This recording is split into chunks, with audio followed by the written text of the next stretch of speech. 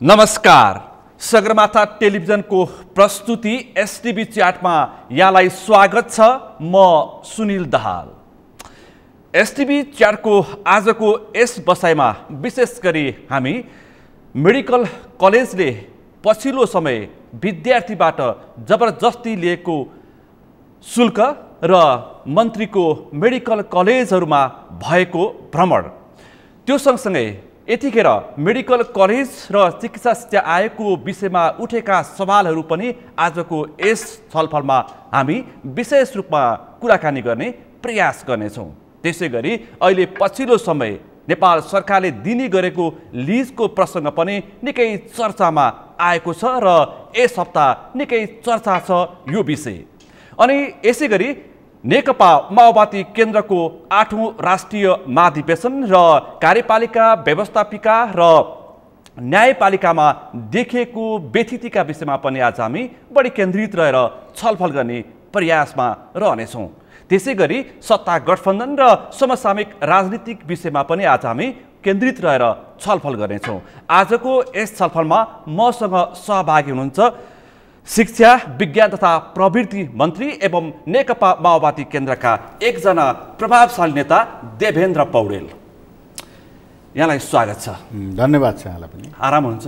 ठिक छ, आरामै छु। अब तपाईँ लामो समय नेपाली कम्युनिस्ट आन्दोलनमा बसेर कम्युनिस्ट आन्दोलनमा नेतृत्व परिवर्तनदेखि व्यथिति परिवर्तनदेखि सिस्टम परिवर्तनसम्म लड्नुभयो। तपाईँको महत्त्वपूर्ण समय त्यसमा तपाईँले खर्चिनुभयो। आज लामो समयपछि तपाईँ शिक्षा मन्त्रीको रूपमा यतिखेर हुनुहुन्छ।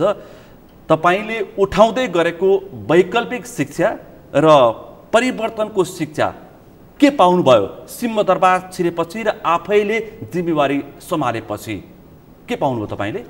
अब यो 50औं वर्षदेखि व्यथितिमा गाँजिएको विभिन्न प्रकारका समस्याहरू थुपारिएर थुप्रेर बसेको र हल नभएका र नीतिगत सुधारका कैयौँ विषयहरू अगाडि बढाउनु पर्ने यस प्रकृतिका चाहिँ थुप्रोको बिचमा म शिक्षा मन्त्रालयमा प्रवेश गरेको मैले महसुस गरेको छु। त्यसमध्येको पहिलो समस्या भनेको दरबन्दीको समस्या निकै जटिल बनेर बसेको। शिक्षक दरबन्दी मिलान, शिक्षकहरूका समस्या र शिक्षकहरूको अभाव देशैभरि स्कुलमा, त्यो चाहिँ पहिलो समस्याको रूपमा बुझेको छु मैले। र शिक्षकहरू खास गरी तिनै तहका माध्यमिक तह, प्राथमिक तह र उच्च तह, तिनै तहका शिक्षकहरूका समस्याहरू चाहिँ झेलिएर बसेका छन् अहिले पनि। म आफूले अब करिब करिब ऐन नियम कानुनले मिल्दासम्म यस प्रकृतिका समस्याहरू पुरै थुप्रो नै मैले त्यसलाई चाहिँ सफा गर्छु भन्ने त कति समयले साथ दिन्छ, अलिक कमै छ किनकि समयको परिधि पनि छ। वन बाई वन गरेर चाहिँ कमसेकम मेरो कार्यकालसम्म ती थुप्रिएका समस्याहरू हल गर्नेतिर अगाडि बढ्ने मैले चाहिँ कार्यसूची बनाएर प्रक्रिया अगाडि बढाएको छु। अनि पौडेलज्यू, अब यसरी विषय प्रसङ्ग सुरु गरौँ कि तपाईँले शिक्षा मन्त्रालय र तपाईँ अलिकति बौद्धिक नेतृत्व गर्नुहुन्छ अथवा बौद्धिक नेता हुन्छ नेकपा माओवादीभित्र एवं कम्युनिस्ट पार्टीहरूमा तपाईँलाई बौद्धिक नेताको रूपमा हामी चुन्ने गर्छौँ। र तपाईँले लामो समय वैकल्पिक शिक्षा र वैज्ञानिक शिक्षामा आवाज उठाउँदै आउनु भएको छ। आज स्वयं तपाईँ त्यही मन्त्रालयमा हुनुहुन्छ। नीतिगत रूपमा तपाईँ यो जुन तपाईँले आफैले भन्नुभयो विकृतिको थुप्रो रहेको त्यो मन्त्रालयभित्र नीतिगत रूपमा के परिवर्तन गर्ने प्रयास गर्दै हुन्छ र त्यसरी व्यवहारिक रूपमा र प्राविधिक रूपमा तपाईँ कस्तो प्रयास गर्ने? अब यो नीति कार्यक्रम र बजेट प्रस्तुत भइसकेको र अगाडि बढिसकेको बिचको समयावधिमा विशिष्ट राजनीतिक परिस्थितिको अवस्थामा मैले यो जिम्मेवारी प्राप्त गरेको छु। र धेरैजसो सरकारले आफ्ना काम कारबाही गतिविधिहरू अन्तर्मन्त्रालय मातहत पनि बदल्ने भनेको नीति कार्यक्रम र बजेट प्रस्तुत हुँदा हो। आइसकेको बजेट आइसकेको अवस्था छ, नीति कार्यक्रम पनि प्रस्तुत भइसकेको बढिसकेको अवस्थामा म छु। त्यसमध्ये हामीले केही कामहरू सुरुवात गरेका छौँ। जस्तो उदाहरणको निम्ति मैले अहिले भने शिक्षक दरबन्दी मिलान दरबन्दी 18,000 भर रहेको शिक्षा दरबन्दीको समस्या हो र अहिले मात्र हैन वर्षौं भइसक्यो यो शिक्षा दरबन्दीको समस्या 18,000 शिक्षकहरूलाई चाहिँ पदपूर्ति गर्ने ठूलो समस्या थियो। त्यो प्रक्रिया सुरुवात गरिएको छ। शिक्षक सेवा आयोगलाई सक्रिय बनाएर त्यसको नियमावली संशोधन गरेर शिक्षकहरूका आन्तरिक वृद्धिको प्रक्रिया पनि रोकिएको थियो। त्यो पनि पूर्ण गर्ने र खाली भएको चाहिँ पद पूर्ति गर्ने गरी प्रक्रिया अगाडि बढाएका छौँ।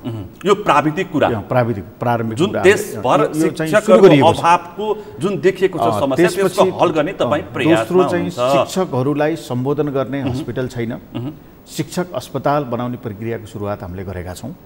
नीति शिक्षक अस्पताल जस्तो कर्मचारीको सिभिल अस्पताल बन्यो त्योभन्दा राम्रो त्योभन्दा उच्च स्तरीय प्रकृतिको अस्पताल बनाउने प्रक्रिया हामी अगाडि बढाएका छौँ।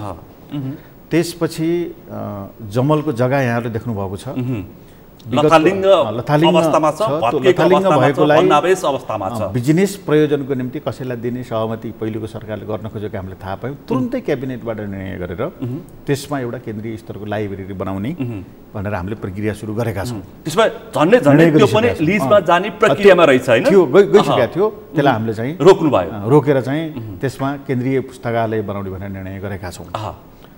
त्यसको साथसाथै हामीले अरू कतिपय चाहिँ रचनात्मक कामहरू जस्तो यो विद्यार्थीलाई खोप पुर्याउने काम अनि त्यसको साथसाथै आंशिक चाहिँ सुधार गर्ने काम र त्यसको साथसाथै पढ्दै कमाउँदै भन्ने कार्यक्रमलाई कार्यान्वयन गर्ने। पढ्दै कमाउँदैलाई शिक्षालाई सिपसँग सिपलाई चाहिँ उत्पादनसँग जोड्ने गरी कार्यविधि बनाएर सिकेको चाहिँ सिकाइलाई उत्पादनसँग जोड्ने गरी तपाईले कार्यक्रम ल्याउँदै हुनुहुन्छ। ल्याइसकेका छौँ, कार्यविधि बनाइसकेका छौँ, त्यसलाई कार्यान्वयन गर्छौँ। त्यसपछि राष्ट्रपति शैक्षिक सुधार यो अहिले भर्खरै ल्याएको कार्यक्रम त होइन। त्यसलाई अलिकति नियमावली परिमार्जन गरेर त्यसलाई चाहिँ अलिकति परिणाममुखी बनाउने गरी अगाडि बढाउँदैछौँ। देशका झन्डै ठुल्ठुला त्रिभुवन विश्वविद्यालयदेखि लिएर देशका प्रमुख कलेजहरू को भौतिक पूर्वाधार जीर्ण छ। त्यसलाई पनि हामीले एउटा प्रक्रियामा अगाडि बढाइसकेका छौँ। विभिन्न पक्षहरूसँग सहयोग लिएर झन्डै 40वटा कलेजको चाहिँ भौतिक पूर्वाधार निर्माण गर्ने गरी हामीले प्रक्रिया अगाडि बढाएका छौँ। यसले कम्तीमा पनि अध्ययनको लागि वातावरण बन्छ। भौतिक पूर्वाधार पनि तयारी गर्ने र अरू कामहरू गर्नेको अतिरिक्त चाहिँ पूर्वाधारका सँगै शिक्षा प्रणाली गुणस्तरमा पनि चाहिँ जस्तो लगत्तै विश्वविद्यालय मातहतका रिजल्टका प्रक्रियाहरू छिटो र तदारुकता साथ गरेर क्यालेन्डर लागू गर भनेका छौँ हामीले। परीक्षा बोर्डलाई पनि समयमा नै चाहिँ परीक्षा निकाल र चाहिँ त्यसलाई सक्रिय बनाऊ र विद्यार्थीलाई चाहिँ समयमा नै क्यालेन्डर अनुरूप चाहिँ रिजल्ट दिने प्रणाली बसाल भनेका छौँ। हामीले प्रक्रिया सुरु भएर अगाडि बढिसकेको छ। त्यसै गरिकन जनक शिक्षा सामग्री जस्ता राज्यको स्वामित्वमा रहेका शिक्षा मन्त्रालय मातहत रहेका निकायहरूलाई अब निजी क्षेत्रका साथीहरूको अलिअलि गुनासो छ, तर फेरि त्यो संस्था भनेको राज्यको संस्था हो। पक्कै पनि त्यो संस्थाले कहीँ न कहीँ हिजोको चाहिँ सरकारले 1 कक्षादेखि 12 कक्षासम्म नै करिब अब जनशिक्षाले काम गर्न सक्दैन भने निजी क्षेत्रलाई चाहिँ किताब छाप्न दिने प्रक्रियाको सुरुवात भएर गत साल चाहिँ 5 कक्षासम्म दिँदै रहेछ।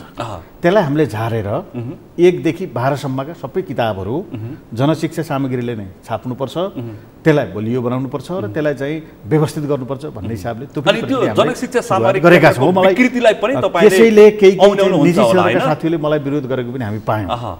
निजी क्षेत्रका साथीहरूको व्यवसायलाई हामी सम्मान गर्छौँ, उहाँहरूलाई हामीले विरोध गर्दैनौँ। तर जनशिक्षा सामग्री भनेको राज्यको स्वामित्वमा रहेको महत्त्वपूर्ण निकाय हो। त्यसलाई सबलीकरण गर्नु, त्यसलाई व्यवस्थित गर्नु, त्यसलाई सुदृढ गर्नु चाहिँ शिक्षा मन्त्रालयको दायित्व हो। त्यसकारणले हामीले चाहिँ निजी क्षेत्रका साथीहरूलाई चित्त दुख्दै पनि हामीले त्यसलाई बलियो बनाउने काम सुरुवात गरेका छौँ। पक्कै पनि त्यसको साथसाथै हामी अब अरू कतिपय चाहिँ यो माध्यमिक शिक्षालाई सुधार गर्ने केही नीतिगत चाहिँ प्रक्रियाहरू पनि हामीले अगाडि बढाएका छौँ। यी लगायतका कामहरू अहिले पुरै चाहिँ मैले भनेको आमूल परिवर्तन शिक्षामा गर्छु भनेर हिजो चाहिँ अलिकति वैचारिक हिसाबले प्रवेश गर्ने बित्तिकै आमूल परिवर्तन त हुने हैन, तर परिवर्तनको संकेत मैले यिनी विषयहरूमा चाहिँ मैले अहिले थुप्रोको कुरा गरेँ। थुप्रोबाट समस्याहरू अलिकति चाहिँ झिक्दै समस्या हल गर्दै प्रक्रियातिर हामी चाहिँ अगाडि बढेका छौँ। पक्कै पनि मैले फेरि पनि दोहोऱ्याएँ, देवेन्द्र पौडेल शिक्षा मन्त्री भइसकेपछि परिवर्तनको सङ्केत चाहिँ देखिनु पर्यो, तर अभिव्यक्ति र भाषणमा होइन नीति र विचारमा होइन त्यही हो नि त मुख्य कुरा। हो ठिक हो यहाँले। अनि यो सँगसँगै अब यो शिक्षकको राजनीति, हिजो मैले एउटा समाचार हेर्दै थिएँ, त्रिभुवन विश्वविद्यालयमा पूर्व विद्यार्थीहरूको एउटा कार्यक्रम रहेछ, त्यसमा चाहिँ यो शैक्षिक गुणस्तर नहुनुमा, शिक्षामा विकृति आउनुमा चाहिँ त्यहाँका पूर्व कुलपति त्यसरी पदाधिकारी चाहिँ मुख्य दोषी हुन्, उनीहरू नसचिएसम्म नेपालको शैक्षिक अवस्थामा सुधार आउँदैन भनेर उहाँले निष्कर्ष निकाल्नु भएको थियो। यसलाई पनि सही मान्न सकिन्छ होइन? अब यो हामी झन्डै 2-3 पटक त्रिभुवन विश्वविद्यालयका पदाधिकारीहरू र अन्य विश्वविद्यालयका भिसीहरूसँग हाम्रो अन्तर्क्रिया छलफल भइराखेको छ र यहाँले भने जस्तै र कसैले भने जस्तै आफ्नो क्षमता र योग्यता प्रस्तुत गरेर त्यो ठाउँमा पुग्नु भएको हुँदाखेरि मैले उहाँहरूलाई सम्मान गर्न चाहन्छु र उहाँहरूलाई अनावश्यक रूपमा टिप्पणी नगर्न र उहाँहरू पनि अनावश्यक रूपमा राजनीतिबाट प्रभावित नहुन, दुईटै कुरा। अनावश्यक टिप्पणी पनि गर्नु हुँदैन, किनभने योग्यता पुगेको व्यक्ति चाहिँ प्रक्रिया पुरा गरेर त्यहाँ पुग्नु भएको छ। उहाँहरूको योग्यतै छैन भनेदेखि को हुन्छ त योग्यता भएको भन्दा योग्यता भएरै पुग्नु भयो भने अरू मान्छे त लान मिल्दैन, किसान त लान मिल्दैन, इन्जिनियर त त्यहाँ लान त प्रक्रिया पुरा नगरेको चाहिँ अर्कै विषयको विधाको मान्छे त लान मिल्दैन। त्यही विषयमा आफ्नो चाहिँ कोर्स पुरा गर्दै आउनुभएको साथीहरू मध्येबाट छानेर त्यहाँ पुर्याइएको। त्यस कारणले योग्यता अहिलेको समकालीन शिक्षा प्रणालीले दिएको योग्यता अनुरूप नै उहाँहरू हुनुहुन्छ। अब यो मैले कहाँ जोड्न खोजेको यसको अतिरिक्त कार्यक्षमता दक्षता हुँदै पनि यसको अतिरिक्त दबाव र यसको अतिरिक्त उहाँहरू पोलिटिकल पार्टीहरूबाट प्रभावित भएर शिक्षा प्रणालीमा अनावश्यक रूपमा राजनीति घुसाएर शिक्षा प्रणालीको नियमित प्रक्रिया, नियमित प्रणाली, नियमित यसको रुटिन, क्यालेन्डर प्रणालीलाई प्रभाव गर्ने गरी त्यतापट्टि चाहिँ बढी केन्द्रित हुने र त्यस प्रकृतिका नियुक्तिहरू पनि क्षमता र योग्यता भन्दा फरक प्रकारले राजनीतिक दबावबाट आउने काम गरियो भनेदेखि विश्वविद्यालयको चाहिँ शैक्षिक प्रणाली कमजोर बन्छ। त्यसै गरी शिक्षकको हकमा पनि व्यवस्थापन समिति नगर्ने शिक्षकहरू विद्यार्थीहरू, मलाई भन्नुहोस् माध्यमिक तह चाहिँ धेरै देशैभरि स्कुलहरू छन् जुन ठाउँमा 3टा कम्पोनेन्टको चाहिँ एकता प्रचुर मात्रामा प्राप्त भएको छ। विद्यार्थी, व्यवस्थापन समिति र शिक्षकको जहाँ चाहिँ तादम्यता मिलेर काम गर्नुभएको छ त्यहाँ सार्वजनिक शिक्षा एकदम राम्रोसँग चाहिँ स्कुलले म्यानेज गरेको हामी पाउँछौँ। त्यसकारण जहाँ त्यो 3टा कम्पोनेन्ट मिलेको छैन, व्यवस्थापन समितिले अनावश्यक राजनीति गरेर शिक्षकलाई अलिकति प्रभाव पार्न खोज्ने, शिक्षकहरू पनि यो बाटो रूपमा चाहिँ आफ्नो चाहिँ पद जोगाउनको निम्ति बाध्यकारी अवस्थाका कारणले त्यतापट्टि पोलिटिकल पार्टीहरूसँग चाहिँ जोड्ने हुँदाखेरि त्यसले चाहिँ विद्यार्थी चाहिँ भिक्टिम भएको हामी पाउँछौँ। त्यसकारणले यो कुरा मैले के भन्न चाहन्छु भनेदेखि शिक्षकहरू क्लास टाइममा अन्य क्रियाकलाप अतिरिक्त भनेको चाहिँ अन्य शिक्षासित सम्बन्धित क्रियाकलापको प्रसङ्ग भने होइन, अन्य चाहिँ गैर शैक्षिक चाहिँ क्रियाकलापमा भाग लिन पाइँदैन। यदि उनीहरूको पोलिटिकल आस्था आजको लोकतन्त्र त्यस्तो गरेको पाइयो भने प्रचलित नियम कानुनभित्र रहेर उहाँहरूलाई चाहिँ दण्डित गर्नुपर्छ।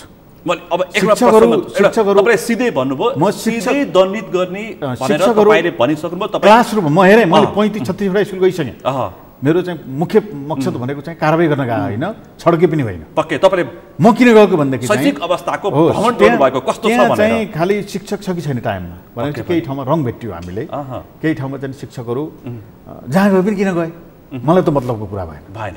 समयमा बिदा दिएको बाहेक कि बिदा लिएको हुनु पर्यो कि चाहिँ हेडमास्टरले कुनै अतिरिक्त काममा खटाएको हुनु पर्यो, विद्यार्थी चाहिँ असरल कच्चा कोठामा बसिराखेको खेलिराखेको र चाहिँ त्यहाँ ग्याप भएको, शिक्षक चाहिँ क्लास रूपमा नभएको, फेरि चाहिँ कुनै पनि जानकारी बिना त्यस्तो पाइयो भनेदेखि त्यो चाहिँ क्षममा हुन सक्दैन। तर एउटा प्रसङ्ग उठाउँछु, तपाईँले अत्यन्तै गम्भीरताका साथ यो विषय उठाउनु भयो र यो अहिले देशको शैक्षिक गतिविधिका लागि अत्यन्तै गम्भीर विषय पनि हो। तर निर्वाचन आयोगले के भन्यो भने केही समय अगाडि शिक्षकहरू राजनीतिक गतिविधिमा गएको देखिए त्यसलाई कारबाही गर्नुपर्छ भन्ने किसिमको आशयले निर्वाचन आयोगले एउटा पत्र लेख्यो। तर तपाईँकै पार्टी नेतृत्वले त्यसको असन्तुष्टि जनायो। तपाईँ अहिले सोही पार्टीको शिक्षा मन्त्री हुनुहुन्छ, अब यसलाई कुन रूपमा लिने त? अब यो कसले के भने भनेर मलाई त्यता लगेर नजोड्नु, जोड्न खोजेको होइन, म तपाईँलाई भन्दैछु कसले के भने भनेर मलाई खण्डन जाँदैन।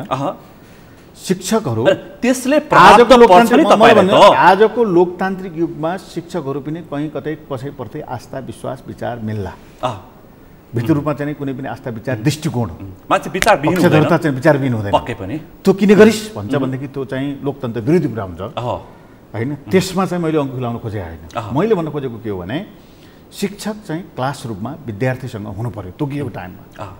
मेरो र शिक्षा मन्त्रालयको सरकारको विषय हो। तपाईको अब निर्वाचन आयोगले र चाहिँ सर्वोच्च अदालतको फैसला छ।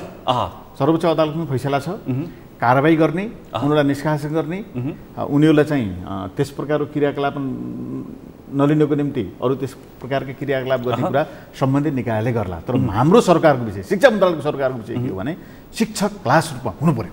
अब शिक्षकले पढाइरहनु पक्कै पनि तपाईँ शिक्षकले चाहिँ पढाएन, शिक्षक चाहिँ बाहिर गयो भनेदेखि किन गयो, राजनीति गर्न गयो कि अरू केही काममा गयो कि उसको कुरा हो।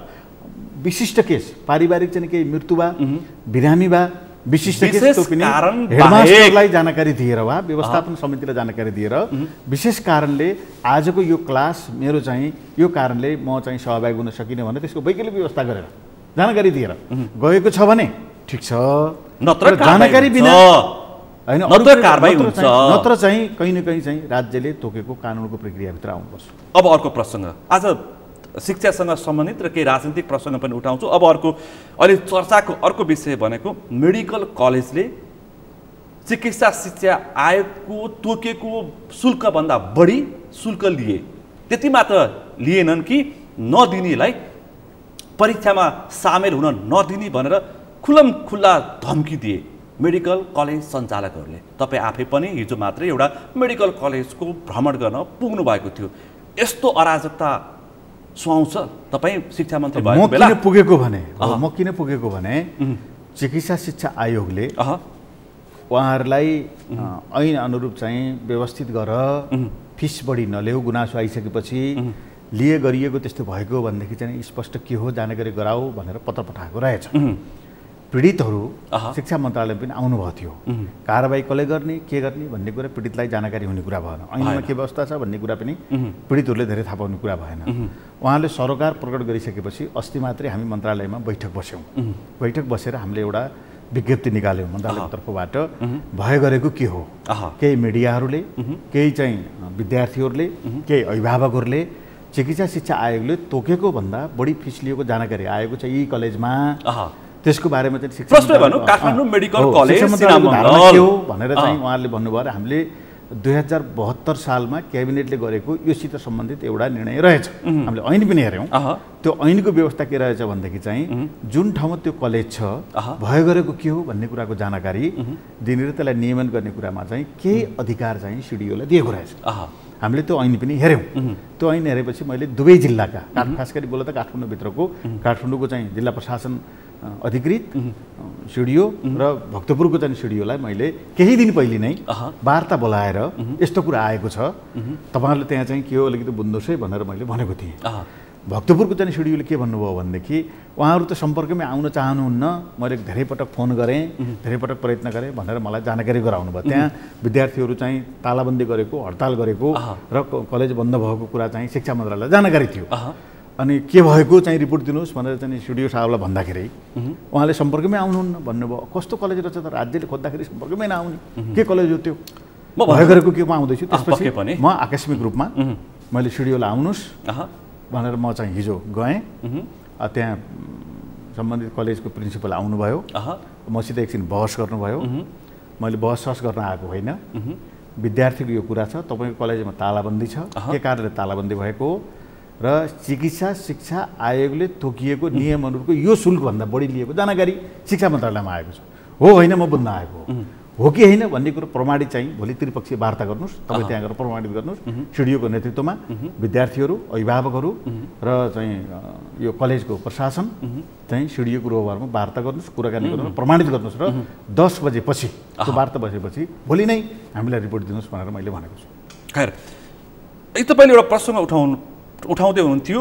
चिकित्सा शिक्षा ऐन 2075 को दफा 14 मा स्पष्ट कति शुल्क लिने मेडिकल कलेज सञ्चालकहरूले विद्यार्थीहरूबाट, एमबीबीएस पढ्ने विद्यार्थीहरूबाट भनेर प्रश्न उल्लेख गरेको छ। त्यति मात्र होइन, यसअघि पनि शिक्षा मन्त्रालय र गृह मन्त्रालयले तोकिएको भन्दा बढी शुल्क नलिनु भनेर पटक पटक निर्देशन दिएको अवस्था छ।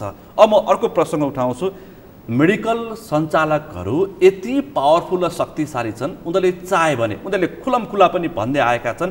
यसअघिका शिक्षा मन्त्रीहरूलाई पनि हामीले चाह्यौँ भने चिकित्सा शिक्षा आयोगको प्रमुख मात्रै न मन्त्री पनि फेरबदल गर्न सक्छौँ भनेर धम्की दिने गर्छन्। मन्त्री यो पद जाला, मलाई कुनै डर छैन। यो पद प्राप्त भइएला, यहाँ पुगिएला, यस्ता प्रकारको प्रकरणमा चाहिँ जानु पर्ला भनेर मैले पोलिटिक्स गराए होइन। संयोगले हिँड्दै जाँदा प्राप्त भएको पद हो। कसैले नियम कानुन विपरीत काम गर्छ भनेदेखि मन्त्री भनेको पद चाहिँ राज्यको नियम कानुन र प्रणालीलाई कार्यान्वयन गर्ने कार्यकारी पद हो। मैले त्यो बुझेको छु, संविधानले त्यो अधिकार दिएको छ। त्यस कारणले अब कुनै एउटा निजी क्षेत्र वा कुनै त्यस्तो प्रकारको सम्बन्ध लिएको निकाय वा संस्थाले शक्ति केन्द्रहरूसँग कुराकानी गरेर यदि त्यो कुरा गर्छन् भनेदेखि मलाई कुनै डर छैन। मलाई पदभन्दा प्रणाली स्थापित होस् भन्ने कुरामा, नियम कानुन चाहिँ स्थापित भन्ने कुरामा म दृढ छु। त्यस कारण त्यस प्रकारको धम्कीको चाहिँ मलाई कुनै पनि डर छैन र पर्यो भने पद छोड्न। तपाईँ अहिलेसम्म आर्थिक रूपमा कतै पनि विवादमा नतानिएको नेता हुनुहुन्छ। माओवादी केन्द्रभित्रको एउटा हामीले देखेको अहिलेसम्म आर्थिक प्रलोभनमा नपरेको नेता हुनुहुन्छ। त्यसकारण मैले यो प्रश्न उठाएको हुँ। तपाईँले भनेको कुरा ठिक हो, मलाई पनि चाहिँ कसैले भने होला म भन्दिनँ। यस्ता मेडिकल कलेज म चाहिँ त्यसमा म दृढतापूर्वक भन्छु, यस प्रकृतिका कुरा कसैले ल्याएर चाहिँ मलाई फगाउन खोज्यो भनेदेखि म चाहिँ ठाडै इन्कार गर्छु र झन् नियमसङ्गत प्रकारले कारबाही गर्छु। यति तपाईँलाई पनि थाहा छ, मैले भनिरहनु पर्दैन, प्रत्येक ठुला मेडिकल कलेजका सञ्चालकहरू प्रत्येक दलका शीर्ष नेताको नजिकका पात्र छन्।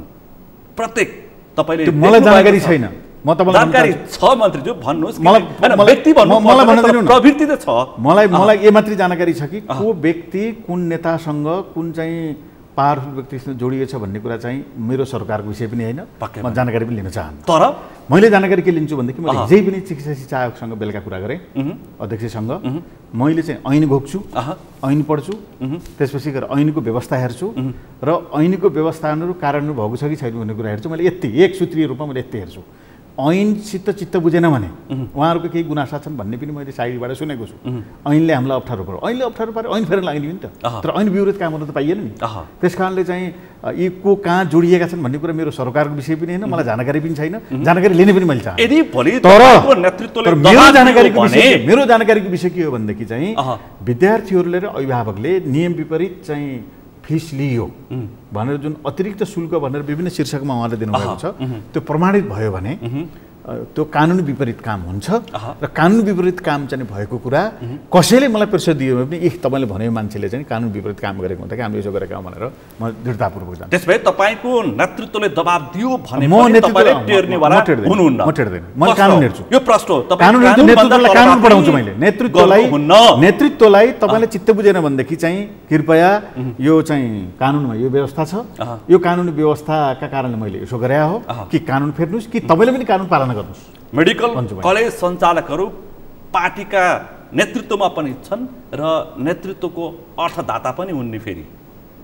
अब त्यो चाहिँ होलान्, हुन सक्लान्, कसैका साथ मेरै साथी छन्।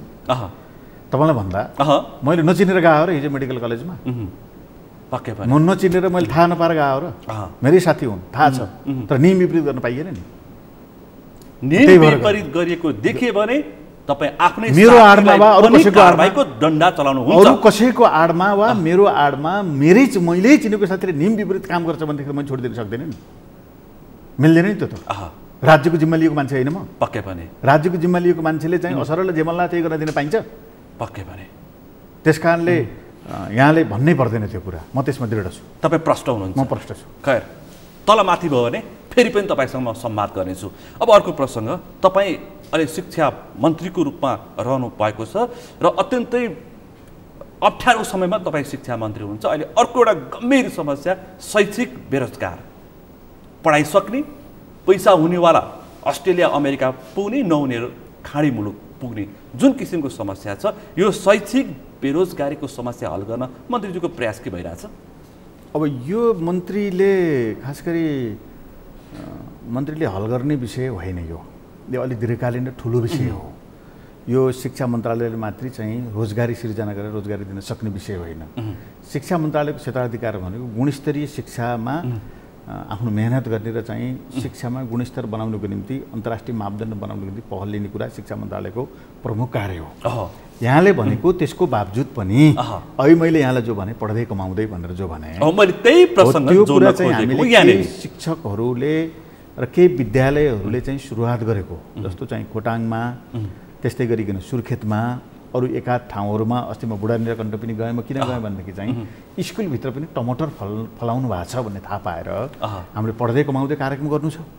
त्यस कारणले स्कुलभित्र चाहिँ जमिन छ, त्यहाँ त्यो जमिनको प्रकृति अनुरूप चाहिँ त्यो जमिन खाली छ कि त्यत्तिकै छ कि काठमाडौँमा मात्र होइन मन्त्रीज्यू, सुर्खेतमा पनि एउटा सुर्खेत भनिसके त सुर्खेतको उहाँलाई बोलाइसक्यो, हामी कार्यविधिमा उहाँलाई बनाइसक्यो र हामी छिट्टै कार्यविधि पास गरिसकेका छौँ, अगाडि बढाउँछौँ र पढ्दै कमाउँदै अब सबै देशैभरिका शिक्षण संस्था एकैतिर चकाचौध त अहिले हुँदैन, तर केही नमुना विद्यालयहरू छनौट गरेर हामी चाहिँ त्यो कार्यक्रमलाई कार्यान्वयन गर्छौँ र चाहिँ पढ्ने मात्रै होइन, सिकेको सिपलाई उत्पादनसित जोड्ने प्रक्रिया पनि हामी नेपालमा यसरी गर्न सक्छौँ भन्ने कुराको चाहिँ एउटा उदाहरणीय काम चाहिँ गर्नुहुन्छ। गर्छौँ त्यसमा हामीलाई आशा गरौँ। तपाईँसँग आशा गर्ने समय छ, तपाईँ पहिलो टेस्टेड मन्त्री हुनुहुन्छ। अब अर्को प्रसङ्ग, यहाँ अहिले एउटा प्रसङ्ग लिज प्रकरण, अघि तपाईँकै शिक्षा मन्त्रालय अन्तर्गतको रामशाह पथमा भएको जग्गाको पनि तपाईँले थोरै प्रसङ्ग उठाउनु भएको थियो। यो लिज प्रकरण अहिले प्रत्येक नेता नेतृत्व परिवर्तन हुन्छ, सरकार परिवर्तन हुन्छ, तर एउटा पावरफुल व्यक्ति देखा पर्छ व्यापारीकरणको। यसभन्दा अगाडि केपी शर्मा ओली नेतृत्वको पालामा ओम्नी होल्डिङ थियो, यतिखेर बताससम्म पनि देखा परेको छ। यसरी देशका महत्त्वपूर्ण स्थानहरू लिजको नाममा कौडीको भाउमा व्यापारी घरानाले कब्जा गर्दै हिँडेका छन्। यो कम्युनिस्ट तन्त्र अथवा कम्युनिस्ट नेतृत्वको पनि छ सरकारमा। अब यो चाहिँ अब हाम्रा पुर्खाहरूले बुवा पुस्ता वा हजुरबा जिजुबा पुस्ताहरूले केही सार्वजनिक जमिनहरू केही संस्थालाई पहिले व्यवस्थापन गरेका छन्। उदाहरणको निम्ति टुँडीखेल, त्यस्तै गर्ने भनेदेखि टुँडीखेल त सिद्धिन्थ्यो, पक्कै पनि काठमाडौँको चाहिँ मुटुमा रहेको टुँडीखेल त्यस्तै गरेर साइडमा बनाउने हो भनेदेखि त सेन्टर छ नि, सिद्धिन्छ नि त्यो त। रत्न पार्क त्यो त हाम्रो पुर्खाहरूले उहिलेदेखि नै जोगाएर राखेको हो। पक्कै पनि अब राजदरबार, अहिले त राजदरबारभित्रको चाहिँ प्रसङ्ग पनि उठिरहेको छ। नारायणहिटी दरबार सङ्ग्रहालय, दरबार मार्गको भित्रको चाहिँ मुटुमा पर्छ। रिसोर्ट, नेपाल चिया बगान, थुप्रै छ यस्ता पछिल्ला पटक लिजका प्रकरणहरू। राज्यले नेपाल ट्रस्टमा त्यो सम्पत्ति जाने र राज्यले त्यसलाई सङ्ग्रहालयको रूपमा लिएर जाने भनिसकेपछि त्यसलाई निजी प्रयोजनको निम्ति दिने कुरा जहाँबाट भए पनि त्यो गल्ती हो। त्यस प्रकृतिका चाहिँ सम्पत्तिलाई राज्यको स्वामित्वमा राखेर भोलि चाहिँ राज्यले आवश्यक पर्दाखेरि चाहिँ त्यस प्रकारको भौतिक पूर्वाधार वा त्यस प्रकारको समृद्धिसित सम्बन्धित कुराहरू गर्न पाउने गरी त्यसलाई चाहिँ राज्यको स्वामित्वमै राख्नुपर्छ। निजी क्षेत्रलाई चाहिँ दिने कुरा गलत हो। म आफ्नो तर्फबाट पनि जुन प्रक्रिया चाहिँ एकाध ठाउँमा सुरुवात भएको छ त्यसलाई स्वागत गर्न चाहन्छु। अनि जुन अहिले तपाईँले पनि देख्नु भएको छ, अहिले राष्ट्रिय चर्चाको विषय भएको छ। यसभन्दा अगाडिका मन्त्रीहरूले मैले गरेको होइन, गरेको छैन भनेर प्रतिवाद पनि गरिनु भएको छ। अहिलेका मन्त्रीहरू जुनै पालामा भएको छ भनेर दबाब पनि दिइरहेका छन्, आरोप प्रत्यारोप चलेको छ, घटना राष्ट्रिय स्तरको भएको छ। किनकि स्वाभाविक पनि हो, नेपालको ऐतिहासिक स्थान नारायणहिटी दरबार सङ्ग्रहालयमा होटेल सञ्चालन गर्ने दिने, त्यही पनि कौडीको भाउमा 10 रुपियाँ जग्गा, प्रति महिना 50,000 रुपियाँमा। सुन्दा पनि मान्छेले पत्याइरहेका छैनन्। अब त्यो वास्तवमा सङ्केत करप्सन अथवा भ्रष्टाचारको स्थिति मेल नखाने, त्यो चाहिँ अब नेपालको राजनीतिक इतिहासको विभिन्न प्रकारले उतार चढावको बिचमा प्रकट भएका घटनाको एउटा प्रतीकात्मक स्थान पनि हो त्यो। अब हामी राजनीतिक रूपमा कसैसित सहमति विमति जे राखौँला, तर ऐतिहासिक श्रृङ्खलामा आएको एउटा सङ्ग्रहालयको रूपमा त्यसलाई चाहिँ निरन्तर जारी राख्नुपर्ने एउटा सम्पदाको रूपमा त्यो छ। त्यसलाई जोगाउनु, त्यसलाई चाहिँ निजी क्षेत्रलाई नदिनु राज्यको चाहिँ कर्तव्य हो। त्यसकारणले अब कुनै पनि पावरफुल व्यक्तिले जहिले जुन रूपमा जुन तरिकाले गरेको भए पनि साना साना त्यसलाई टुक्राबन्दी गरेर विभिन्न प्रयोजनमा दिने कुराले त्यसको ऐतिहासिक गरिमा, त्यसको चाहिँ भविष्यमा राज्यले त्यसलाई चाहिँ बनाउन सक्ने सम्भावनाको अन्य मोडेलहरूको चाहिँ स्वतः समाप्ति हुन्छ। त्यसकारण त्यसको चाहिँ संरक्षण गर्नु राज्यको दायित्व। जुन प्रक्रिया सुरुवात भएको छ, जनताले त्यसलाई समर्थन गरेका छन्, मेरो दृढतापूर्वक त्यसलाई समर्थन। एउटा प्रश्न जोड्छु यहाँनिर, यस्ता व्यक्तिहरू जसले राज्य शक्तिलाई समेत प्रभावमा पार्न सक्छन्, नेतृत्व परिवर्तन हुन्छ, नेताका प्रत्येक नेताहरूका एकैजना व्यक्तिहरू यसरी देखा पर्ने गर्छन्। तपाईँलाई पनि थाहा छ, प्रत्येक ठुला दलका ठुला नेताका प्रत्येक एकजना व्यक्ति यस्ता उनीहरूलाई प्रभाव पार्न सक्ने रूपमा प्रस्तुत हुन्छन्। किन यो आर्थिक प्रलोभनले हो? अब कतै अब बिना प्रमाणित त मैले भन्न चाहन्न, तर घटनाक्रमले पुष्टि गर्छन् कहीँ न कहीँ यस प्रकारका क्रियाकलापमा मान्छे किन त्यहीँ गइराख्छन् त? किन राज्यको सम्पत्ति यो बाटो रूपमा चाहिँ ल्याऊ, यो गर, उ गर भनेर अरू बिजनेस सामान्य व्यक्ति नै अरू बिजनेस गरेर भइहाल्यो नि। राज्य प्राइभेट राज्यले चाहिँ तोकेर गरेका व्यक्तिका गरिसकेका व्यक्तिहरू जे गर्न नि मिलाउने व्यक्तिका चाहिँ सम्पत्तिहरू किनबेच गर्न मिल्यो, राज्यले तोकेको नियमहरू भौतिक पूर्वाधार बनाउन मिल्यो, होटल बनाउन मिल्यो, रिसोर्ट बनाउन मिल्यो, त्यहाँ गयो हुन्छ नि। जहाँ चाहिँ राज्यले चाहिँ सम्पदाको रूपमा प्रयोग गरेका ठाउँहरूमा आँखा हाल्न किन जाने? त्यस कारणले कहीँ न कहीँ त्यहाँ चाहिँ प्रवेश गरेर प्रभाव पारेर दुईटा उद्देश्य, आर्थिक प्रयोजनको निम्ति पनि हुनसक्छ, तर आर्थिक प्रयोजनका उपायहरू त अरू छैन। उद्योग खोले हुन्छ नि तोकेका ठाउँमा राज्यले, रोजगारी सिर्जना गर्ने अरू थुप्रै कामहरू छन् नि, त त्यही गएर किन टोक्नुपर्छ? तपाईँले यही कुरा आफ्नो नेतृत्वलाई पनि दबाब दिनु पर्यो, किनकि प्रत्येक नेतृत्वमा एकैजना व्यक्ति जोडिएर आउने गर्छन्, एउटा समूह जोडेर आउने गर्छन्, यो उनीहरूको हालिमुहाली चल्छ क्या। खराब छैनन्। यहाँ फेरि कस्तो छ भनेदेखि चाहिँ सबै यो राजनीति गर्ने मान्छे त सब बेकुबे हुन्छन्, बाँदरै हुन्छन्, खराबै हुन्छन्, लुटेरै हुन्, यिनको त केही भूमिकै छैन भनेर राजनीतिलाई चाहिँ विकृत पार्ने, दलीय प्रणालीले चाहिँ निस्तेज पार्ने प्रकारका प्रवृत्तिहरू पनि यस्ता प्रवृत्तिहरू देखा परेको स्वाभाविक रूपमा चाहिँ म छैन, यस्ता विषय उठ्छ नि त। त्यस्तो पक्षमा म छैन पक्कै पनि। किन भनेदेखि चाहिँ अरू केले नेतृत्व गर्छ? राजनीति नै नहुने हो भने केले नेतृत्व गर्छ? त्यसमा अराजकताले नेतृत्व गर्छ? म त्यसो भन्न पनि खोजेको होइन, तर त्यस्ता राजनीतिभित्र प्रवेश गर्ने भ्रष्टाचारहरू, संरक्षण गर्छ, राजनीतिभित्र प्रवेश गर्ने त्यस प्रकृतिका भ्रष्टाचारजन्य क्रियाकलाप गतिविधि र त्यस प्रकारका अपारदर्शी र राज्यका सम्पत्तिहरूलाई अनावश्यक रूपमा दुरुपयोग गर्न खोज्ने प्रवृत्तिलाई निरुत्साहित गर्नुपर्छ। जुन जस्तो ललिता निवास प्रकरणको प्रसङ्ग उठेको छ, अब यही चाहिँ तपाईँको दरबार संग्रहालयको कुरा उठ्यो, नेपाल चिया बगानको कुरा उठ्यो, सेती नदीको कुरा छ, गोकर्ण रिसोर्टको कुरा छ, ललिता निवासको कुरा छ। यी सबै कुराहरूमा राज्यले नियमन गरेर एउटा प्रक्रियामा अगाडि बढ्नुपर्छ र अलि टाइट भयो राज्य भने भविष्यमा व्यवसाय गर्ने व्यक्तिहरू चाहिँ त्यही सम्पत्ति खोज्दै प्रभाव पार्न हिँड्दैनन्। राज्यको सम्पत्ति छुन सकिन्न है। अब कहीँ न कहीँ हाम्रो प्रभाव पार्छ, नीति बलियो हुनु पर्यो, नीति र प्रक्रियामा अगाडि बढ्यो भनेदेखि स्वतः व्यवसाय गर्ने साथीहरू चाहिँ पैसाको अभाव भएर त्यहाँ पक्का गएको छैनन् होला होइन, त्यो केही पनि चाहिँ चल्नै नसकेर त गरिब त त्यहाँ त चाहिँ सहमति गर्न त गएको छैन, त्यस्ता व्यक्तिको त्यहाँ पहुँच पनि पुग्दैन। अब आर्थिक परिचालन गर्न सक्ने र सक्षम प्रकृतिक व्यक्तिहरूको पहुँच त्यहाँ पुगेको देखिन्छ। त्यस कारण ती व्यक्तिहरू पनि त्यस्ता ठाउँ नखोजेर निजी क्षेत्रले व्यवसाय गर्न राज्यले तोकेका ठाउँतिर नै उनीहरू बढी केन्द्रित हुन्छन्। सम्मानजनक रूपमा उनीहरूले त्यतातिरबाट चाहिँ ध्यान उता लगेर राज्य टाइट हुँदै गएर आफ्नो व्यवसाय उनीहरूलाई दोष दिनु भन्दा पनि नेतृत्व राज्य सञ्चालकहरूलाई दोष दिनु, उनीहरू व्यापारी हुन्, फाइदा जहाँ हुन्छ त्यहाँ पुग्छन्, स्वाभाविक प्रक्रिया हो त्यो होइन। अब यो यहाँले उठाएको कुरा ठिकै छ, मैले धेरै जवाब दिनु पनि जरुरी छैन। यस प्रकारको सम्पत्तिहरू रक्षा गर्नुपर्छ, यति हो। त्यसमा तपाईँ यस प्रकार दृढ हुनुहुन्छ, तपाईँको पार्टीभित्र पनि तपाईँ दृढ हुनुहुन्छ। अबको प्रसङ्ग, तपाईँहरूको अधिवेशन भर्खरै सम्पन्न भएको छ, 8औं राष्ट्रिय अधिवेशन। यो अधिवेशनमा विचार नीति विधिको ठुलो बहस भयो, नेतृत्वको पनि अहिलेसम्म बहस भइरहेछ। केन्द्रीय कमिटी मात्रै अहिले चुनेको अवस्था छ, तपाईँले पदाधिकारी चुन्न सकेको छैन माओवादीले। विचारमा कति बहस भयो माओवादीको राष्ट्रिय अधिवेशनमा? अन्तरालमा एभरेज 15 वर्षको माओवादीको पछिल्लो अन्तरालमा वैचारिक बहस भएको चाहिँ महाधिवेशनको रूपमा, कार्यक्रमको रूपमा मैले यसलाई बुझेको छु। शान्ति प्रक्रियामा आइसके पछाडि, शान्ति प्रक्रियामा आइसकेपछिका डकुमेन्टहरू चाहिँ त्यति व्यवस्थित पढ्न लायक अलिकति विषयको उठान भएका कमै थिए।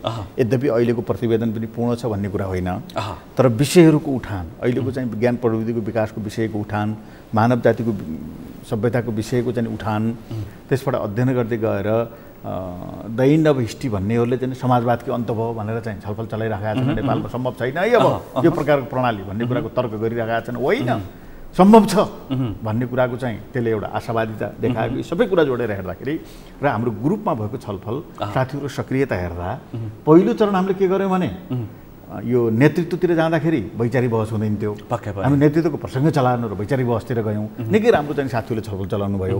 अनि दोस्रो चरणमा हामी नेतृत्व प्रक्रियामा प्रवेश गराउनु निकै चाहिँ सफलतापूर्वक। केही साथीहरू म परिनँ, म पनि पर्नु पाएको भए हुन्थ्यो भन्ने चाहना हुनु स्वाभाविक हो, तर हामीले चाहिँ समावेशी, हामीले हिजो बोलेको कुरा अनुसार भनेको कुरा अनुसार समावेशीमा कुन समुदायको क्लस्टरको कोटा हो त्यति क्लस्टरको कोटाबाट चाहिँ नेतृत्व हामीले निर्माण गऱ्यौँ र हामी पदाधिकारी बनाउनु बाँकी छ। पदाधिकारी र हामी चाहिँ बनायौँ, राम्रो भयो, उत्साहजनक रूपमा राम्रो भयो। आउँछु त्यो तपाईँहरूको यो नेतृत्वको सवालमा आउँछु। अर्को विषय के उठ्यो भन्दाखेरि तपाईँहरूको अधिवेशन भइरहेको बेलामा प्रचण्डको अन्तिम विकल्प उत्तर आधुनिक कङ्ग्रेस बन्ने कि राप्रपा बन्ने या कम्युनिस्टको नाममा एमाले बन्ने, त्यसमा प्रचण्ड यो राष्ट्रिय अधिवेशनबाट उम्किन सकेनन् भनेर टिप्पणी र विश्लेषण पनि अब यो चाहिँ यो टिप्पणी भइरहेको छ। टिप्पणी प्रचण्डको बारेमा टिप्पणी चाहिँ हिजो पनि सुनेको, आज पनि सुनिरहेछौँ, भोलि पनि सुन्नेछौँ। किनभने यो माओवादी पार्टीको जनयुद्ध र भनेका कुराहरूदेखि नै चाहिँ विमति राख्नेहरूले यो पार्टीको अवनतिको निम्ति प्रचण्डसँग जोडेर निरन्तर आक्रमण गर्ने, आलोचना गर्ने गरिरहेका छन्। तर म के कुरा भन्छु भने समकालीन यो चाहिँ कमसेकम यो 3 दशकमा युवाको रूपमा प्रचण्ड देशको राष्ट्रिय राजनीतिमा सक्रिय नै छन्। हजारौँ आलोचक किन नहुन्, हजारौँ समर्थक किन नहुन्, प्रचण्डको चाहिँ सक्रिय राजनीतिक भूमिका छ। र अहिले हामीले वडादेखि माथि चाहिँ केन्द्रीय तहसम्म गरेका अधिवेशनको प्रकृति हेर्दा र हामीले बनाएको चाहिँ 3 देखि 4 महिने सदस्यता नवीकरण अभियानको प्रसङ्ग हेर्दा फेरि पनि माओवादी पार्टी एउटा शक्तिकै रूपमा देशमा छ। कुन गणितमा कुन रूपमा आउँछ हामीले पहिल्यै भनेका छौँ होइन, पहिलो दोस्रो तेस्रो मध्ये कुनै न कुनै हुन्छ नै, तर ग्यारेन्टी छ। तर फेरि राष्ट्रिय चाहिँ राजनीतिमा रहिरहन्छ।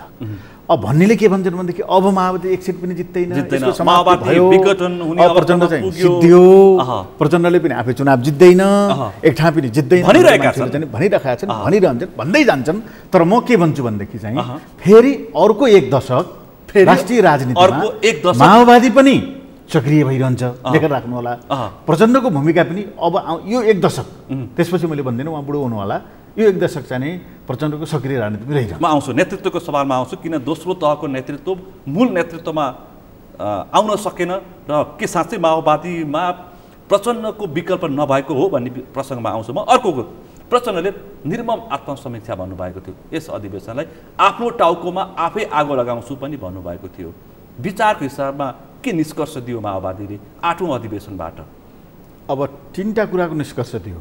पहिलो कुरा इतिहासप्रति चाहिँ गम्भीर आत्मसमीक्षा बन्यो र आत्मालोचित बन्यो, प्रतिवेदन पनि बन्यो, महाधिवेशन पनि बन्यो र स्वयं प्रचण्ड पनि नेतृत्वको हिसाबले आत्मालोचित बन्नुभयो। केमा बन्नुभयो भनेदेखि चाहिँ नगर्ने कुरा भनेछौँ, गर्ने कुरा भनिन्छौँ। हामी सरकारमा आइसकेपछि, शान्ति प्रक्रियामा आइसकेपछि त चाहिँ सरकारबाट डेलिभरी दिनेतिर केन्द्रित हुनुपर्दा हामीले विद्रोह भन्यौँ र त्यसमा अलबल हुँदै गएर पार्टी फुट्यो, विभाजन भयो। विभाजनका कारणले चाहिँ हामी कमजोर बन्यौँ। त्यसको चाहिँ दोष अरूलाई दिने होइन, आफ्नै कारणले भयो। हामीले चाहिँ बुझाइमा, कार्यक्रम कार्यान्वयनमा एकरूपता प्राप्त गर्न सकेनौँ, त्रुटि भयो, गम्भीर गल्ती भयो। त्यस कारणले त्यसको समीक्षा गरौँ भन्ने कुरा चाहिँ पहिलो समीक्षा रह्यो। दोस्रो चाहिँ संस्कार, संस्कृति, मूल्य मान्यतामा जसरी जनताको पक्षमा चाहिँ जे कुरा हामीले भनेका थियौँ त्यसमा अलिकति चिप्लियौँ र अलिकति हामी चाहिँ जनताको जीवनशैली, जनतासित जाने, जनतासित जोडिने कुराहरूभन्दा अलिक फरक प्रकारको संस्कार संस्कृति युवाको रूपमा विकसित हुँदै जानु चाहिँ गम्भीर गल्ती भयो, त्यसलाई सच्याउनुपर्छ भनेर त्यहाँ समीक्षा गऱ्यौँ। वर्ग छोडेको आरोप हो, त्यहाँ समीक्षा गऱ्यौँ। त्यसपछि तेस्रो चाहिँ कार्यक्रम र आगामी जाने बारेमा पनि हामी युवाको रूपमा चाहिँ कन्फ्युजमा पऱ्यौँ। दिशाहीन त म भन्दिनँ, दिशाहीन त म भन्दिनँ, तर के हो त नेपालको राष्ट्रिय राजनीतिमा माओवादीले उठाएकै एजेन्डामा देश हिँडिरहेको छ, दिशाहीन त होइन। त्यसको स्वामित्व लिन सकेनौँ। उठाएका एजेन्डा, माओवादीले उठाएका एजेन्डा संविधानमा उल्लेख भयो धेरै जसो, त्यो प्रणाली पनि आयो, सबैले त्यसलाई माने। तर यो हामीले ल्याएको भने गर्वका साथ भन्न सक्ने स्थिति बनेन र त्यसको जगबाट अब अरू अगाडि बढ्ने कुराको चाहिँ जनतालाई, देशलाई, अन्य पार्टीहरूलाई पनि वैचारिक चाहिँ गाइडलाइन गर्ने कुरा चाहिँ अगाडि बढ्न सकेन। हो, त्यस कारणले वैचारिक रूपमा चाहिँ आफूले चाहिँ गरेका दुःख कष्टहरूलाई संश्लेषित गर्ने र अगाडिको बाटो क्लियर गर्ने कुरामा हाम्रो त्रुटि रह्यो। यी 3टा कुरा विगत, वर्तमान, संस्कार संस्कृति र अगाडि बढ्ने बारेमा गम्भीर समीक्षा गरेर अब रियलाइज गरेर हामी जानुपर्छ, तल फर्किनुपर्छ, कार्यकर्तामा जानुपर्छ, जनतामा जानुपर्छ, समीक्षा गर्नुपर्छ भन्ने कुरा नै महाधिवेशनको मूल बुद्धि चाहिँ। नेता कार्यकर्ताले यतिसम्म भने कि कमरेड आत्मसमीक्षा, कमजोरी, गल्ती अनि फेरि कमजोरी भयो भनेर फेरि आत्मसमीक्षा अनि त्यही हो यसमा चाहिँ हो। ठिक हो, यही प्रश्न त हो। यहीँनिर चाहिँ के म दृढतापूर्वक के भन्न चाहन्छु भने कतिपयले यो माओवादी पार्टी भनेको अलोकतान्त्रिक हो, भित्र यसको चाहिँ लोकतन्त्र छैन, एक छत्र चाहिँ प्रचण्डको माथि चल्छ भन्ने गर्थे नि। सबभन्दा लोकतान्त्रिक त माओवादी देखियो, यो महाधिवेशन हेर्नु होला। त्यहाँ नेताको बारेमा उठाएका प्रश्न, स्वयं प्रचण्डको बारे उठाएका प्रश्न र चाहिँ पार्टी नेतृत्वको बारे उठाएका चाहिँ कारण खुल्ला चाहिँ विथआउट रिजर्भेसन आफ्नो पद आफ्नो जिम्मेवारी के हुन्छ भन्ने कुराको कुनै हेक्का नराखिकन दृढतापूर्वक पार्टीका कमी कमजोरी, नेताका कमी कमजोरीबारे अम्लो ठडाएर प्रश्न गर्न सक्ने पार्टी भनेको माओवादी पार्टी रहेछ। तपाईँ हेर्नुभयो चितवन नेकपा एमालेको, कसैले केही प्रश्न गरे, कसैले केही मुखमा हेरेर प्रश्न राख्न सक्ने, कुरा गर्न सक्ने हैसियतमा रहे। तर माओवादीको महाधिवेशन हेर्नुहोस्, प्रत्येक ग्रुपमा छलफल चल्यो, प्रत्येक ग्रुप लिडरले कुरा राखे। प्रचण्डको बारेमा पनि दक्षिणपन्थी भइस भनेर डकुमेन्ट समेत लेखे, साथीहरू लेख्नुभयो होइन। त्यस कारणले म के भन्न चाहन्छु भनेदेखि सबभन्दा लोकतान्त्रिक र जनवादी अभ्यास त माओवादीमा पो भयो त महाधिवेशन। त्यस कारणले यो पार्टी संस्कार र संस्कृतिको हिसाबले र छलफल र बहसको वैचारिक स्तरको हिसाबले चाहिँ अरू पार्टीभन्दा फरक रहेछ भन्ने कुराको अनुभूति हामीले गऱ्यौँ। अनि यो व्यवहारमा उत्रिन्छ? सवाल यहाँनिर हो, त्यो चाहिँ माओवादी नेता हो, त्यही हो, व्यवहारमा आउँछ। जति विषय उठाए त्यो विषय कार्यान्वयनमा आउँछ, सवाल यहाँनिर हो। सुधार चाहिँ गर्छ, पक्कै हो। यो प्रक्रियामा आइसकेपछि तिमीले 2 कोठा लिएर बस भनेर कसरी सोचेको छ भनेदेखि सम्भव छैन प्रचण्डलाई। अब तिमीले चाहिँ त्यो भएको सबै चाहिँ गाडी साडी भएका सबै कुरा छोडिदेऊ, 2टा कोठा लिएर बस, एउटा किचन स्टोभ राख, हिजो त्यस्तै गर्थ्यो त्यस्तै गर भनौँ भनेदेखि चाहिँ त्यो सम्भव छैन। किनभनेदेखि चाहिँ सरकार चलाउने पार्टी, सरकारमा गएको पार्टी, चुनाव लड्नुपर्ने हुन्छ, अरू मान्छेहरूसित भेट्नुपर्ने हुन्छ, खुला राजनीतिक प्रतिस्पर्धामा अलि फरक हुन्छ भूमिका भन्दा। त्यो त्यस प्रकृतिका कुरा कसरी गर्छ भने आदर्शवाद हो। तर फेरि पनि पारदर्शी हुने, आफ्नो जीवनको बारेमा, सम्पत्तिको बारेमा, आफ्नो परिवारको बारेमा, आफ्नो हिँड्ने चल्ने खर्च पर्च गर्ने बारेमा, आफू बसेको ठाउँको बारेमा खुल्ला हुने, पारदर्शी हुने, प्रष्ट हुने र जनतालाई भन्ने कुरामा माओवादी अलिकति सुध्रिन्छ। अनि एउटा कुरा उठाउँछु म, तपाईँसँग अरू पनि विषय प्रसङ्ग छ, समय मसँग सीमित छ। माओवादीमा नेतृत्वको सवालमा चाहिँ टिके प्रथा, प्रचण्ड आफैलाई टिका लगाए र अरूलाई पनि टिका लगाइदिए, एउटा त्यो सवाल उठ्यो। र अर्को, परिवारवाद माओवादीमा यसरी हावी भएको रहेछ कि एउटै परिवारका 7 जनासम्म केन्द्रीय सदस्य टिका हो। यहीँनिर मेरो दृढतापूर्वक जवाब छ।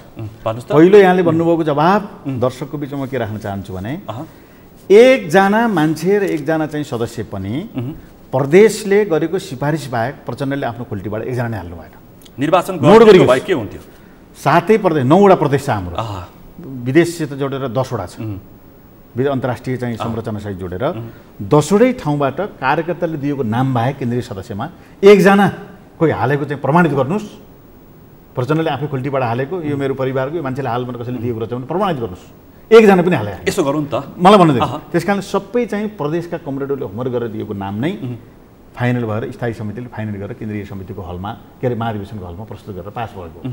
त्यस कारणले त्यो चाहिँ टिके प्रथा गर्यो भन्ने कुरा म अर्कोमा आउँदैछु। तपाईँले भनेकोमा परिवारवादको कुरा गर्नुहुन्छ। अनि कुनै एकजना मान्छे पार्टीको चाहिँ कुनै जिम्मा छ भने उसको परिवार चाहिँ नलाग्ने भनेर कसैले ऐन कानुन बनाएको छ?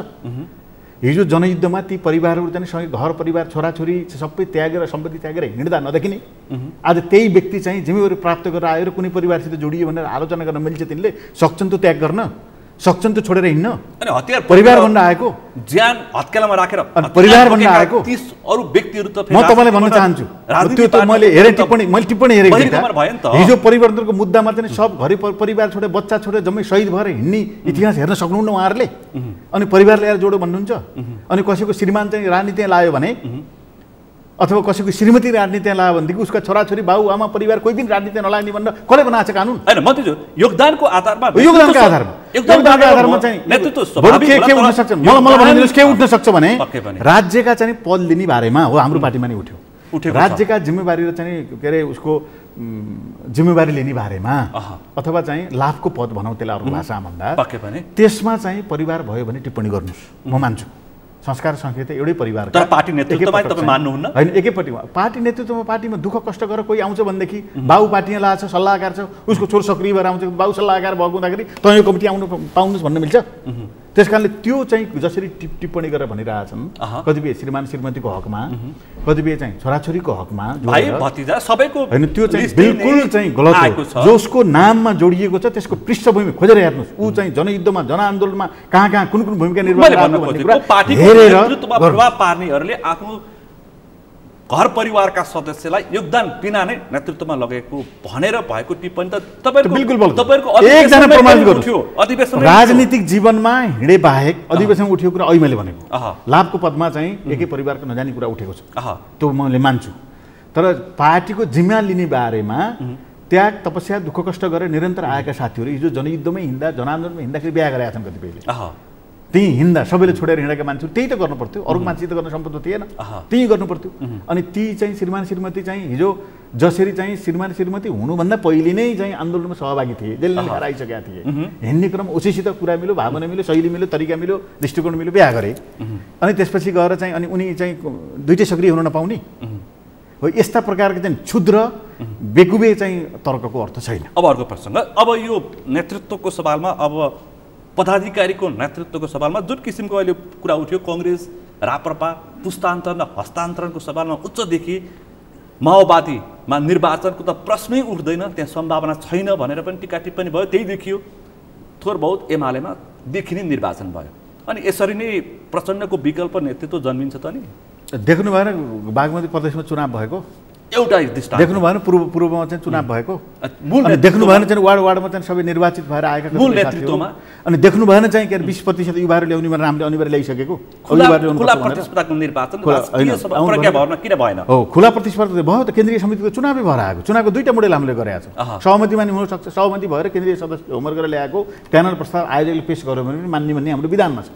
भोटै गर्नुपर्छ भने त छैन। नमिलेको निर्वाचन आयोग त्यही थियो, हुन्छ, निर्वाचन आयोग त्यही थियो, उसले सबै चाहिँ मतपत्रदेखि लिएर सबै रेडी पारेको थियो।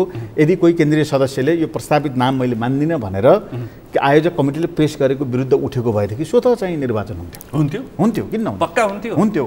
यहाँ बागमतीमा त्यही भयो, के अरे चाहिँ 1 नम्बर प्रदेशमा त्यही भयो, किन नहुने हुन्थ्यो? अब तपाईँ पनि महासचिवको दावेदारको रूपमा चर्चा छ तपाईँको पनि। नेकपा माओवादी केन्द्रमा महासचिव कसले पाउँछ? अब यो चाहिँ अब अहिले मैले भन्ने कुरा भएन। हाउसले केन्द्रीय समिति चुन्ने, हाउसका प्रतिनिधिले महाधिवेशनको, केन्द्रीय समितिले पदाधिकारी चुन्ने व्यवस्था छ। केन्द्रीय समितिको पहिलो बैठकले हामीले चाहिँ 1 जना पदाधिकारी चुन्यौँ, सर्वसम्मतिले चुन्यौँ, अध्यक्ष कमरेड प्रचण्डलाई चुन्यौँ। अब त्यसपछिका बाँकी पदाधिकारीहरू बाँकी छन्। अब यहाँले मलाई सोध्नुभयो, अब मैले यो पदमै जान्छु त भनेको छैन, मैले कसैलाई प्रेसर दिने, विज्ञापन गर्ने, यहाँ जान्छु वहाँ जान्छु भनेको छैन। तर पदाधिकारीको कुनै जिम्मेवारी प्राप्त गर्ने हैसियतमा म पनि पुगेको छु र केन्द्रीय समितिका साथीले विश्वास गर्नुभयो भने, तपाईँ पाउनुहुन्छ, केन्द्रीय समितिका साथीले विश्वास गर्नुभयो भने त्यस प्रतिको जिम्मेवारी सम्हाल्न सक्ने मेरो राजनीतिक पृष्ठभूमिका कारणले म सक्ने क्षमता तपाईँ राख्नुहुन्छ। हामी अन्तिममा छौँ। यो अहिले पछिल्लो समय कार्यपालिका व्यवस्थापिका र न्यायपालिकामा देखेको समस्या जुन तपाईँले देख्नुभएको छ, सर्वोच्चमा हेर्नुहोस्, बारमा हेर्नुहोस्, संसद अवरुद्ध छ, तपाईँ सरकारमा हुनुहुन्छ। अब केपी शर्मा ओलीको बहिर्गमन पछि बनेको देउबा सरकारको कार्यशैली हेर्नुहोस्, जनताले जे चाहेका थिए मन्त्रीहरू मात्रै दौडेर भएन, प्रधानमन्त्री पनि दौडिन सक्नुपर्छ। यावत समस्याको बिचमा आएको यो सरकारले कसरी व्यवस्थापन गर्छ यी विषयहरूलाई? अब यो न्यायपालिकाको कुरा हामी धेरै बोल्न मिल्दैन। न्यायपालिकाको जुन व्यथिति र चाहिँ गन्जागलको स्थिति छ, सर्वोच्च अदालत सबै चाहिँ देशका कानुन प्रणालीले नियमन गर्ने निकाय भएको हुँदाखेरि आफूभित्रको यस प्रकारको जटिल समस्यालाई त्यहाँभित्रका चाहिँ न्यायमूर्तिहरूले गम्भीर समीक्षा गरेर निकास दिन सक्नुपर्छ। अब राज्यले कानुन बनाउने हो र कानुनको परिपालना भयो भएन भनेर हेर्ने, अनुगमन गरेर चाहिँ भएन भनेदेखि त्यसको व्याख्या गर्ने र कानुन परिपालन गर्ने फैसला दिने काम न्यायालयको हो। न्यायालयका न्यायमूर्तिका विगत वर्तमानका चाहिँ न्यायमूर्तिहरू गम्भीर समीक्षा गरेर न्यायपालिकालाई चाहिँ व्यवस्थित गर्ने कुरातिर लाग्नुपर्छ। दोस्रो जो यहाँले सोध्नु भएको छ, प्रतिगमन भनेर भनिएको विशिष्ट अवस्थामा यो सरकार बन्यो। यो सरकारले जनताका डेलिभरीका कामहरू दिनलाई सक्रिय हुनुपर्छ।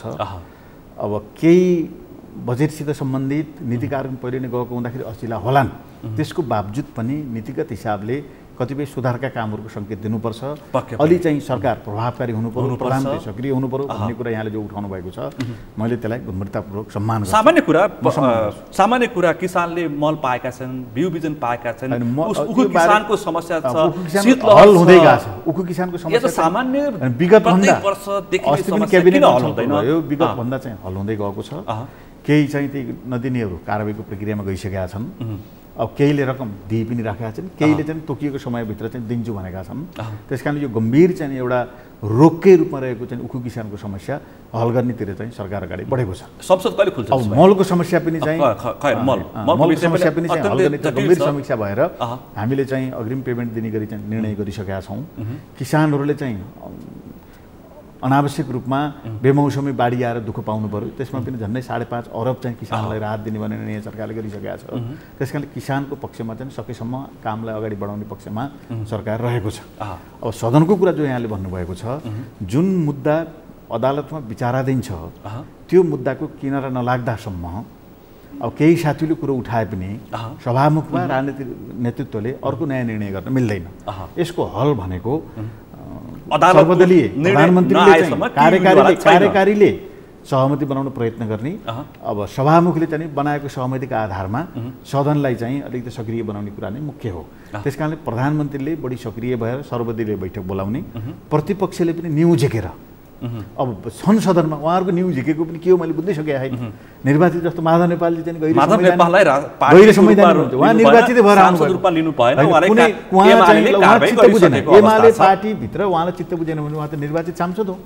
उहाँलाई त कानुनले चाहिँ नियम पद्धति सबै प्रणालीले त सांसदै मानेको छ। तर उहाँहरू के भन्नुहुन्छ भनेदेखि सांसद नमान, माधव नेपाल सांसद होइन भन्नुहुन्छ कि उहाँले, त्यो मिल्दैन।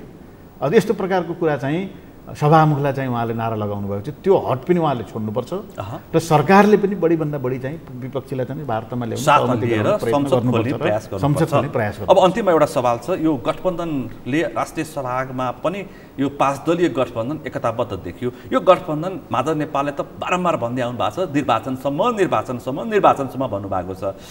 निर्वाचनसम्म पुग्छ यो गठबन्धन कि कङ्ग्रेसभित्रको असन्तुष्टिले प्रभाव पार्छ? यो प्रकृति हेर्दा धेरै परसम्म त मैले भन्न सक्दिनँ, तर चाहिँ निर्वाचनसम्म यो गठबन्धन गएन भने फेरि देशमा चाहिँ व्यथिति सिर्जना हुन्छ।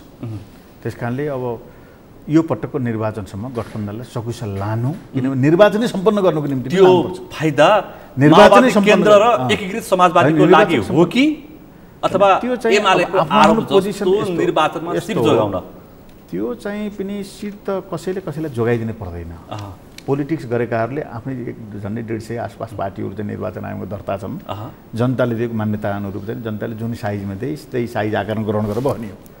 त्यस कारणले चाहिँ कसैले कसैको चाहिँ पछि ल्याएर सिट जोगाउने कुरा भन्दा पनि संविधान यो प्रणाली र यसको संरक्षण र जोगाउनुको निम्ति यो स्थिति भएर यो सरकार बनेको हो। त्यस कारणले अब अरू यो सरकार प्रतिस्थापन गर्ने प्रणाली भनेको अरूको चुनावद्वारा मात्रै हो। अरूको चुनावसम्म चाहिँ सहज रूपमा यसलाई यो अहिलेको स्थितिलाई लिएर जानको निम्ति सरकारको निरन्तरता आवश्यक छ। सरकारको निरन्तरता चुनाव चाहिँ साझा रूपमा चाहिँ गइयो भने मात्रै निरन्तरता हुन्छ। अन्तिममा एउटा सवाल राख्छु म, यो गठबन्धन निर्वाचनसम्म पुगेन भने पनि नेकपा माओवादी एक्लै पनि चुनावी प्रतिस्पर्धा गर्न तयार छ? किन, एकदम तयार छ। हामी त चाहँदैनौँ, सकेसम्म मिलेर जाउँ भन्ने पक्षमा छौँ। यदि भएन भने चाहिँ माओवादी केन्द्र निर्वाचनको प्रतिस्पर्धामा तयार छ? किन प्रतिस्पर्धा नगरे, हामी तयार छौँ। एक्लै त्यो क्षमता राख्छ? क्षमता राख्छ। हस् त, निकै महत्त्वपूर्ण विषय प्रसङ्गमा आज छलफल गरौँ। यो समय र समाजको लागि आभार व्यक्त गर्न चाहन्छु। धन्यवाद यहाँलाई पनि मेरा केही भनाइहरू राख्ने अवसर दिनुभएकोमा यहाँ र यो टेलिभिजन परिवार र आम दर्शकहरूप्रति हार्दिक कृतज्ञता प्रकट गर्न चाहन्छु।